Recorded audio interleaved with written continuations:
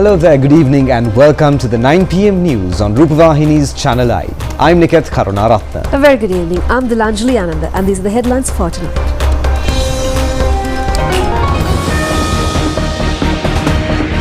A decision not to burden the electricity consumers with the additional costs incurred on coal. US and Iran failed to reach a deal after talks in Pakistan. China's support to Sri Lanka over the Middle East crisis. Joint transport services for the new year. Thunder showers in many parts of the island today as well. Asha Bhosle bids farewell to her extraordinary life journey.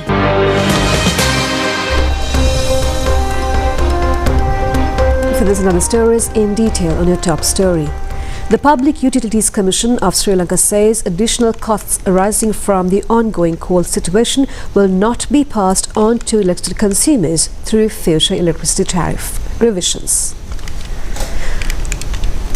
PUCSL points out that only reasonable costs incurred for the generation, transmission and distribution of electricity are taken into account when considering tariff revision proposals. The Commission noted that even in the most recent electricity tariff revision decision, additional costs linked to the coal situation or any other unreasonable expenditure were not approved. The Commission has unanimously decided that any extra costs arising from the coal situation or other unfair expenses will continue to be excluded from the future electricity tariff revision proposals. The US Vice President J.D. Vance states that the critical peace talks held between Iran and America in Islamabad, Pakistan for over 21 hours have ended without an agreement. Iran announces that relevant technical written drafts are being exchanged between the two parties. However, speaking to the media for the first time following the peace talks, the Vice President expressed his gratitude to Pakistan for acting as a mediator for the negotiations. Foreign media reports indicate that the delegation, including United States Vice President J.D. Vance, departed for America this morning. The official Air Force 2 aircraft carrying the American delegation left Islamabad for Washington, D.C. a few hours ago.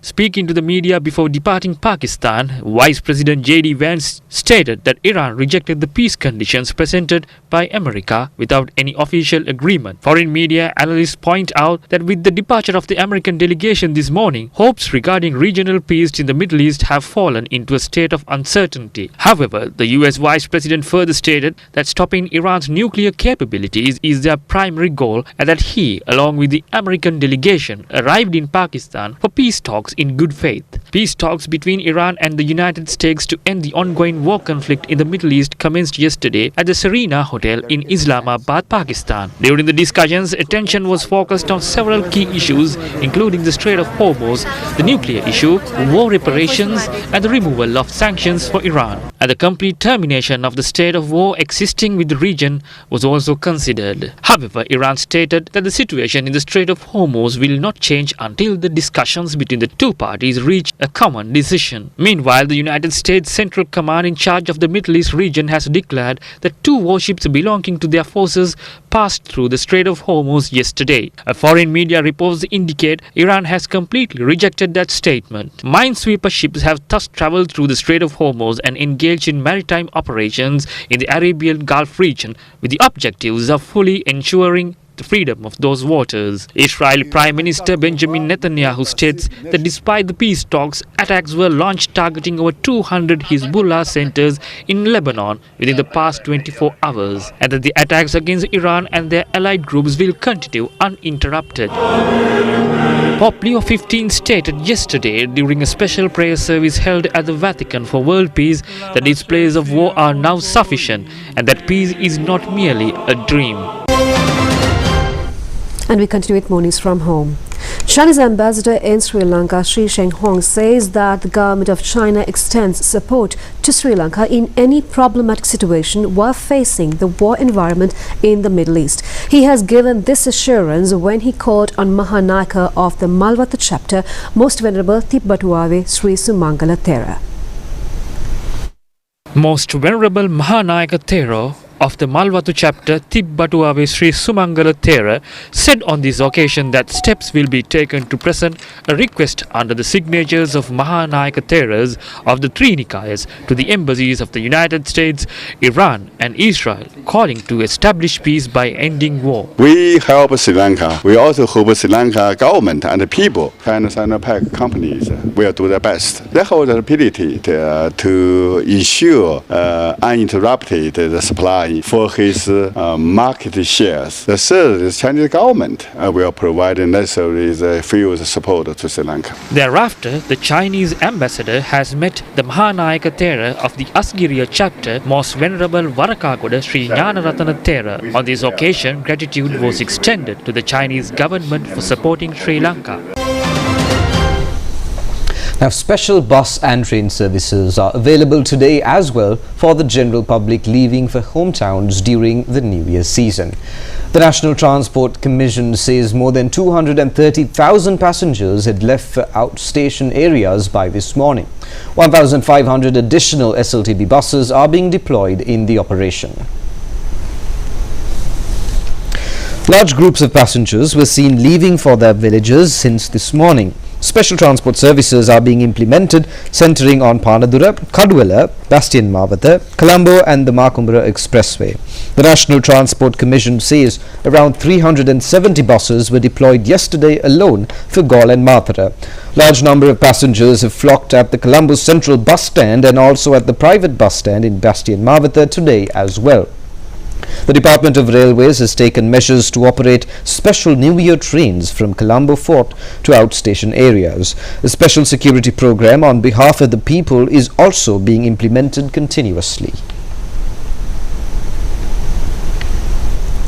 The entire country is preparing to welcome the Sinhala and Tamil New Year with great enthusiasm. All Sri Lankans living abroad are also joining in celebrating the New Year. And according to the New Year auspicious rituals, the bathing for the old year will be tomorrow.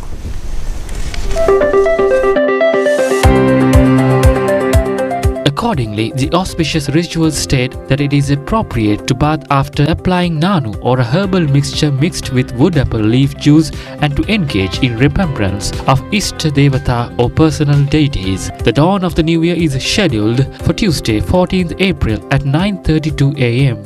The Punya Kalya, a period for spiritual observances, begin at 3:08 am on the 14th and ends at 3:56 pm on the same day. Therefore, the rituals mention that it is best to take meals prior to that, cease all work and engage in religious activities. The rituals for cooking, commencement of work, conducting transactions and partaking in meals are included in this New Year's calendar to be performed between 10:51 am and 12:06 pm on Tuesday the 14th. Cooking meals is scheduled for the 14th at 10:51 am. The rituals suggest dressing in red-colored clothing, facing the south, lighting the hearth, and preparing kiribat, a variety of sweets as well as curd or dikiri, and vilanta or puffed rice. Commencement of work, transactions and partaking in meals is scheduled for the 14th at 12:06 pm. The auspicious rituals indicate it is appropriate to dress in red-colored clothing, face the south, and commence all work, conduct transactions and partake in meals. The ritual for anointing oil falls on the 15th of April at 6:55 am. It is recommended to dress in green-colored clothing, face the east, place margosa or kohama leaves on the head and colonna leaves under the feet, and bathe after anointing with oil and nanu mixed with margusa leaf juice. The auspicious time for leaving for work falls on Thursday, 20th April. The rituals state that it is best to set out at 6:27 am dressed in white-colored clothing, partaking in milk, rice and sweets mixed with cow's milk while facing the south, or at 6:50 am dressed in pearl white-colored clothing, partaking in milk rice mixed with ghee and sesame, along with curd, agala and other sweets while facing the east. It is quite a difficult task to not talk about sweetmeats when talking about the upcoming Sinhala and Tamil New Year. Our attention is focused in particular on the culture behind kavum, which is an inherent feature of the Sri Lankan identity. Folklorist Mahinda Kumara Dalupota stated that for Sri Lankans, kavum is both an art and a culture. He mentioned that konda kavum is considered the primary type of kavum in Sri Lankan society. Mahinda Kumara Dalupatha explained that beyond the simple konda kavum eaten during the New Year, there is a diverse tradition of different types. In Asian society, people took kavum when going to war. Specifically, they used modli kavum to treat wounds, which were often referred to as weather kavum or medical kavum. He further described pani kavum, which are made adding treacle to the center, and meemal kavum, which incorporate mee flowers. Regarding its history, he noted that while some say it originated from Indian tradition of pupa, the unique konda kavum exists nowhere else in the world, and it is exclusive to Sri Lankan culture.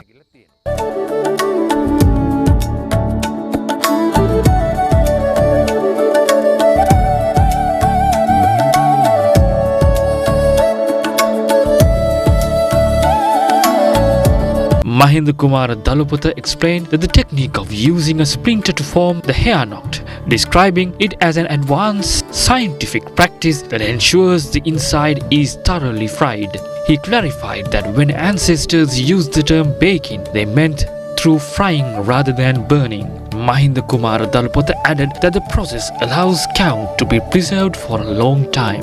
After frying during the New Year, the oil is allowed to drain. Once drained, they are placed in a clay pot and completely covered with honey.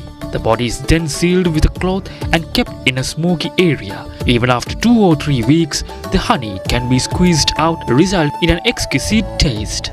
Mahinda Kumara Dalupatha mentioned that in ancient times, kavum were not used for festivals.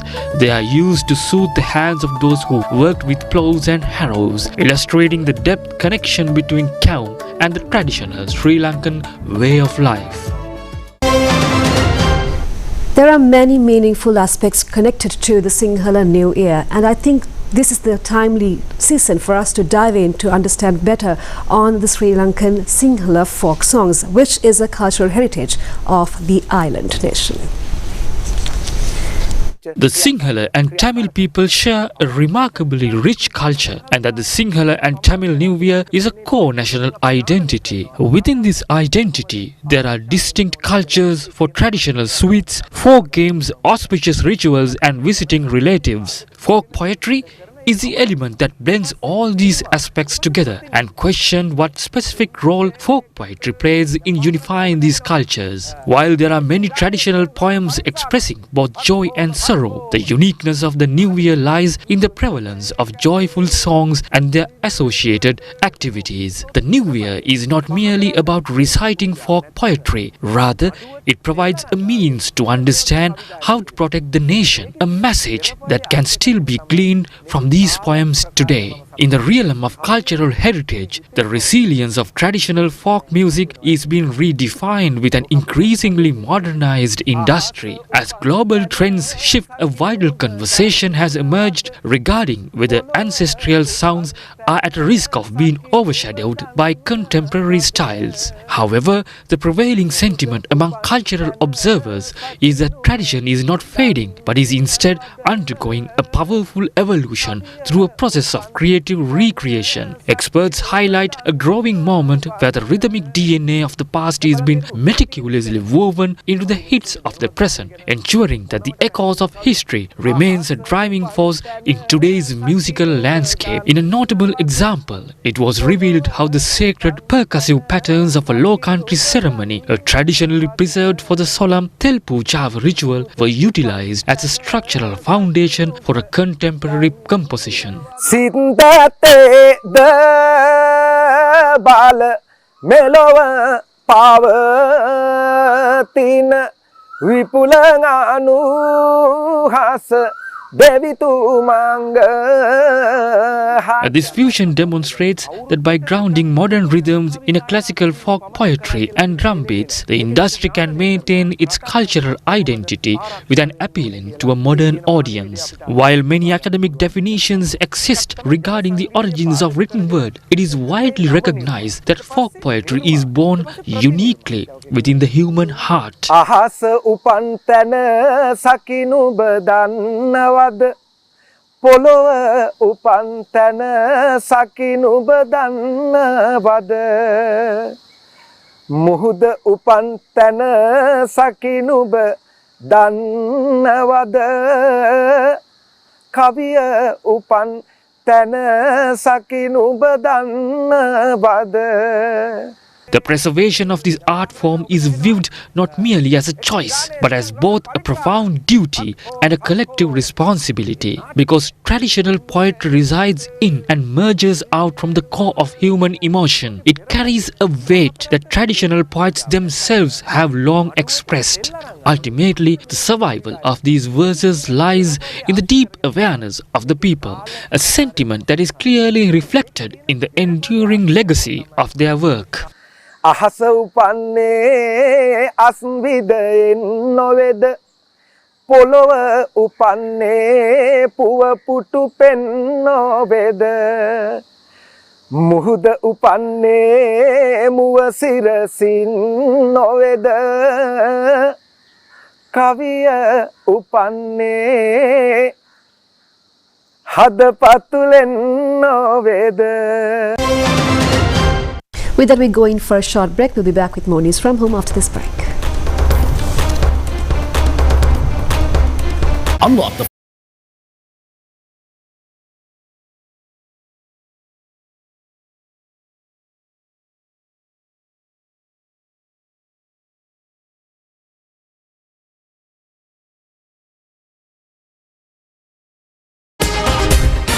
Live from the National News Studio, Sri Lanka.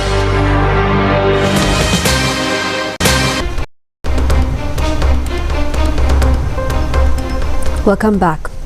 Now, shocking fans across the world, legendary singer Asha Bhosle passed away today. She was 92 years old at the time of her demise. Her son confirmed that she passed away following a heart attack while receiving treatment at a hospital in Mumbai.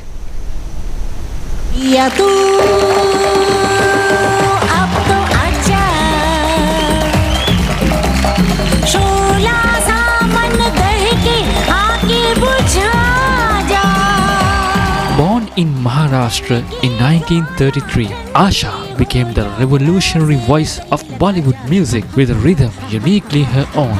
Having sung over 12,000 songs, her range spanned from soulful, romantic melodies to high-tempo pop music. The turning point in her life was her collaboration with music director R.T. Burman. Together, they revolutionized Indian cinematic music, and through films like Umrao Jaan, she showcased her enchanting voice genius to the entire world.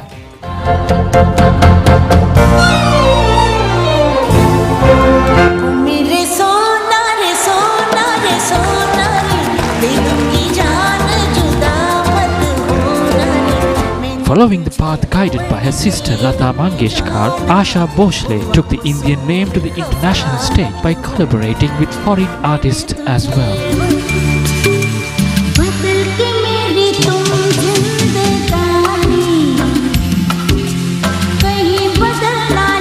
After the passing of Lata Mangeshkar in 2022, the great musical era that remained comes to an end today with Asha's departure.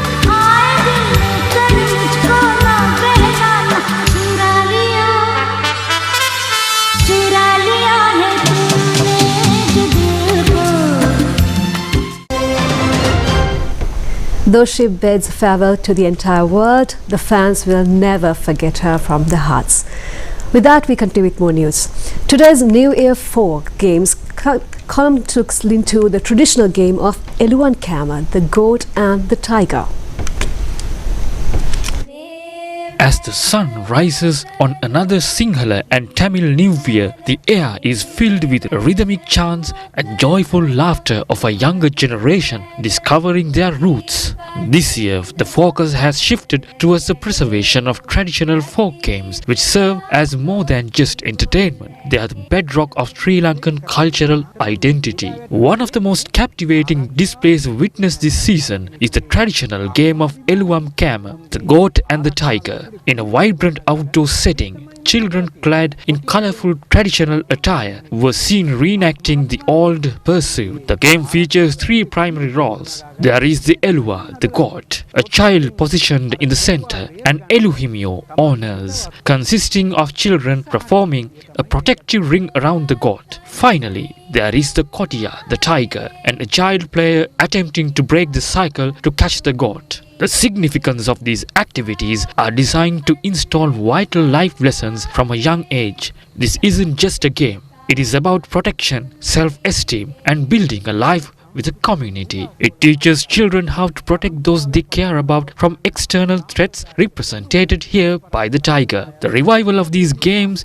is part of a broader effort to pass down traditional knowledge from one generation to the next. Participation of both children and young adults foster a sense of cooperation by working together to maintain the protective circle, brotherhood by strengthening communal bonds through play, and protection through understanding the responsibility of safeguarding one's peers. Utilizing these cultural resources ensures that the wisdom of these ancestors remain a living part of modern Sri Lankan society. The main objective here is protection, learning to look out for the person next to you. As the New Year festives continue across the island, these traditional sports serve as a powerful reminder of resilience of Sri Lankan heritage. By bringing these games back to the village greens and schoolyards, the community ensures that the values of love, bravery and unity continue to thrive in the hearts of the youth. Now, our Rupavahini team has observed how large groups of shoppers were engaged in buying gifts at the last minute for their loved ones for the new year. The atmosphere at the BMICH is electric today as the Grand Shopping Festival enters its final hours. With the Sinhala and Tamil New Year drawing in just a matter of hours, thousands of shoppers have descended on the venue in a frantic last-minute rush. There is a visible sense of urgency as families navigate the crowded stalls to secure gifts and essentials for their loved ones. Despite the exhaustion of the final countdown, the spirit of the season is unmistakable as the city prepares for tomorrow's celebrations. Many visitors arrive in large numbers at the Sundaranuraliya Salalihini Vasantaya festival, and there are many programs organized for them. As the festive season blooms in the hills, the Sundaranuraliya Salalihini Vasantaya Springfest 2026 is in full swing, drawing massive crowds to the scenic city. A highlight of this year's celebration is the promotion of traditional Sri Lankan flavors at the Helabujun Hall Indigenous Food Centre. In a special ceremony held at Helabujun premises, the service staff were presented with brand new uniforms and aprons. This initiative was sponsored by the Kasagala Group and officiated by the Mayor of Nuwara Mr. Upali Mantilaka. The new attire features a vibrant green theme designed to enhance the professional image of the centre while maintaining strict hygiene standard for all workers.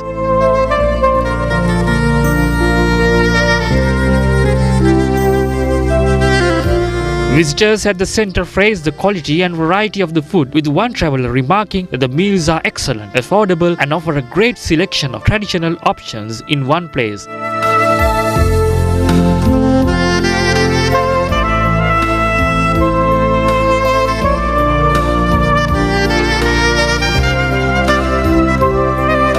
The mayor concluded the event by encouraging all tourists visiting Nuwara for the Spring Festival to visit the Helabujun Centre to experience authentic Sri Lankan hospitality and flavours.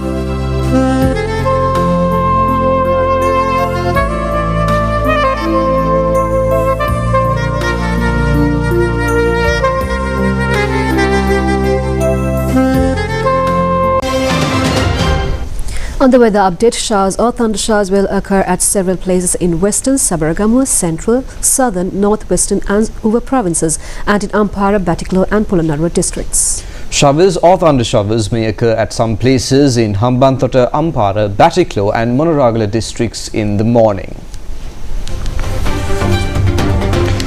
Fairly heavy falls, about 75 millimeters, are likely at some places in the western, Sabaragamuwa, central, southern and Uva provinces. Mainly dry weather condition will prevail over the other parts of the island. Misty conditions can be expected at some places in central, Sabaragamuwa, Uva and northern provinces and in the Kurunegala district during the early hours of the morning.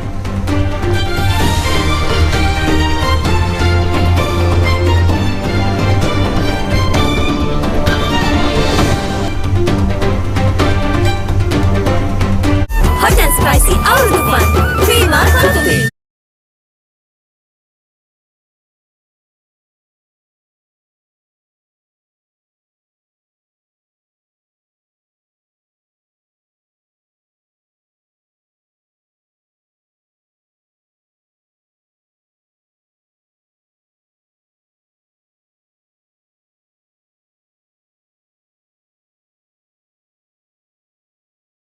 The match has been Kusal Mendes scoring a half-century for the winning team. Peshwa Salami, team within 20 allotted overs, has secured or scored 173 runs, losing 7 wickets. Kusal Mendes hit a quick 74 run, facing 48 deliveries. His score included 5 boundaries and 4 sixes. In response, Lahore Qalandars were able to score only 97 runs all out in 17 overs. Dunit Velalage scored 20 runs for the losers. Carrying on his merry way.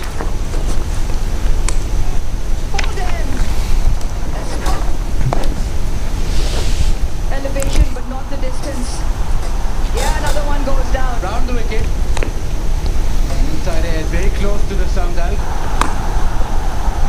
Sweeps it hard. This time he gets... Oh, chances his arm. That's a brave shot and a good shot. Chennai Super Kings beat Delhi Capitals by 23 runs in an Indian Premier League T20 match played in Chennai yesterday. The Chennai team, batting first, has scored 212 runs for the loss of 2 wickets in 20 overs. Sanju Samson not out 115. The Delhi Capitals were all out for 189 runs in the allotted 20 overs. Pathum Nishankar has scored 41 runs, facing 24 balls. But the first for CSK. And that's all the news we have for tonight. Join us again at the same time tomorrow. Good night. Good night.